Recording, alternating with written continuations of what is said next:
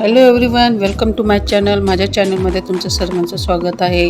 तर आजच्या व्हिडिओमध्ये आपण खूप महत्त्वपूर्ण माहिती घेणार आहोत. तर माझ्या चॅनलला सबस्क्राईब करा आणि व्हिडिओ आवडला असेल तर लाईक करा.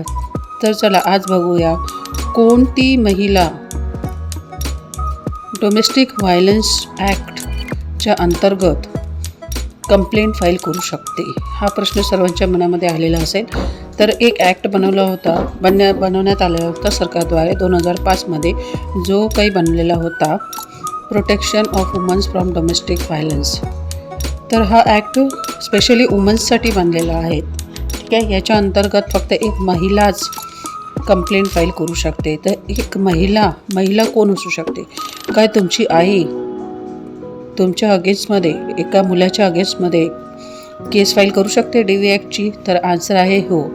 का तुमची मुलगी तुमच्या अगेन्स्टमध्ये DV ॲक्ट अंतर्गत केस फाईल करू शकते? तर आन्सर आहे हो. एक पत्नी तिच्या पतीविरोधात डोमेस्टिक व्हायलन्सची केस करू शकते. एक सासू तिच्या सुनेच्या विरोधात डोमेस्टिक व्हायलन्सची केस करू शकते. ठीक आहे. तर हे झालं हिंदू महिलाबद्दल.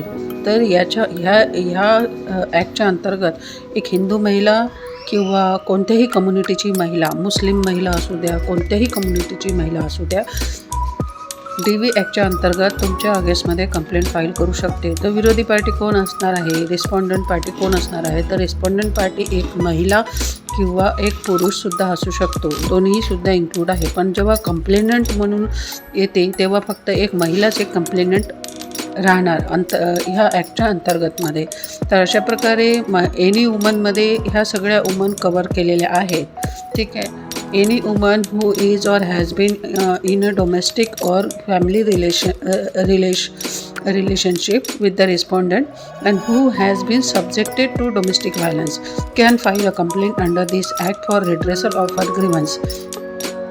तर कोणतीही महिला जी तुमच्यासोबत राहिलेली आहे, फॅमिली रिलेशनशिपमध्ये किंवा डोमेस्टिक रिलेशनशिपमध्ये, एकत्र कुटुंबामध्ये राहिलेली आहे, तर ती तुमच्या अगेन्स्टमध्ये केस फाईल करू शकते.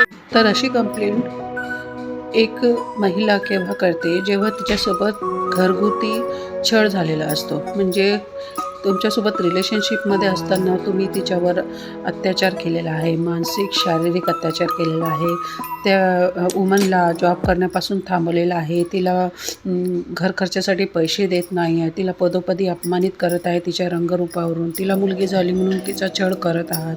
ठीक आहे. तिला माहेरी जाण्यापासून थांबवत आहात. ठीक आहे. तिला घराच्या बाहेर जाण्यासाठी थांबवत आहात, तिला काम करण्यापासून थांबवत आहात, किंवा सासू घरी आहे तर तिला म्हातारी सासू आहे तर तिला मारत आहात तुम्ही. ठीक आहे. आणि मुलगी आहे तर मुलीलासुद्धा तुम्ही रिस्ट्रिक्शन अशी टाकत आहात, मारत आहात, स्वतःच्या गोष्टी तिच्यावर थोपवत आहात.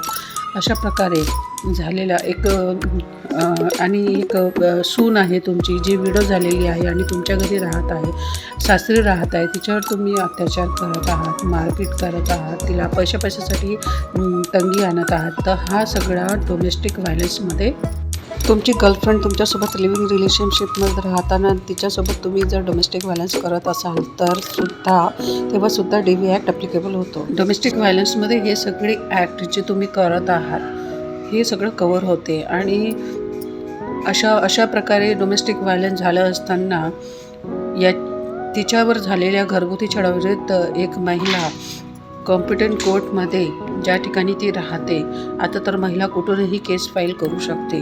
तर ती महिला तुमच्या अगेन्स्टमध्ये ज्या व्यक्तीने तिच्या विरोधात डोमेस्टिक व्हायलन्स केलेला आहे त्या व्यक्तीच्या विरोधामध्ये कोर्ट केस करू शकते. डोमेस्टिक व्हायलन्स ॲक्टच्या अंतर्गत क्रिमिनल कंप्लेंट फाईल करू शकते.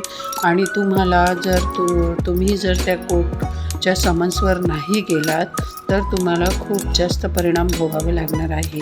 तर हे एक सेमी क्रिमिनल सूट म्हणून ट्रीट केलेला जातो. आय थिंक तुम्हाला माझा व्हिडिओ आवडला असेल तर चॅनलला सबस्क्राईब करू शकता आणि व्हिडिओला लाईक करू शकता. आणि कोणाला असा त्रास होत आहे ते तुम्ही सांगू शकता. आणि तुम्ही हा व्हिडिओ कुठून बघत आहात ते सुद्धा मला कमेंट करा. तुम्हाला काही लिगल ॲडवाईस पाहिजे असेल तर तुम्ही माझ्या व्हॉट्सअप नंबरवर मेसेज करू शकता. फीज खूप नॉमिनल आहे. थँक्यू.